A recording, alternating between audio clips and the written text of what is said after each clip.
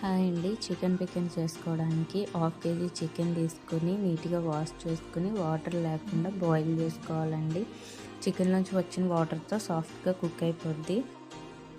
Chicken cook అయ్యేలోగా మసాలాను prepare చేసుకోవాలండి. 2 ఇంచుల చెక్క, 2 లవంగాలు, 2 లాలిక్కాయలు, ఆవాలు 1 స్పూన్, జీలకర్ర 1 స్పూను, ధనియాలు 1 స్పూను, స్టార్ పువ్వు, బిర్యానీ ఆకు, అనాస పువ్వు వేసి డ్రై రోస్ట్ చేసుకుని మిక్సీ పట్టుకోవాలి. 5 గ్రాముల అల్లం, 7 లేక 8 వెల్లుల్లి రంగులు మిక్సీ పట్టుకోవాలండి. ఇలా కుక్ అయిపోయిన చికెన్ నూనెలో వేసుకొని డీప్ ఫ్రై చేసుకోవాలండి. గోల్డెన్ బ్రౌన్ కలర్ వచ్చేదాకా డీప్ ఫ్రై చేసుకోవాలి. మరీ ఎక్కువగా వేగకూడదండి, ముక్క గట్టిపడిపోద్ది.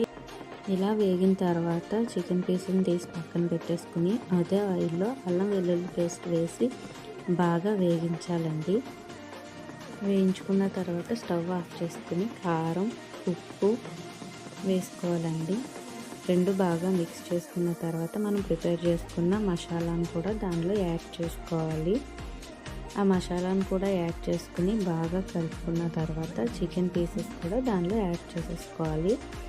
చికెన్ పీసెస్ని కూడా యాడ్ చేసుకున్న తర్వాత బాగా మిక్స్ చేసుకుని 10 మినిట్స్ చల్లారేంత వరకు పక్కన పెట్టాలండి. పక్కన పెట్టిన దాంట్లో 10 మినిట్స్ తర్వాత లెమన్ జ్యూస్ పిండుకుంటే మన చికెన్ పికిల్ రెడీ.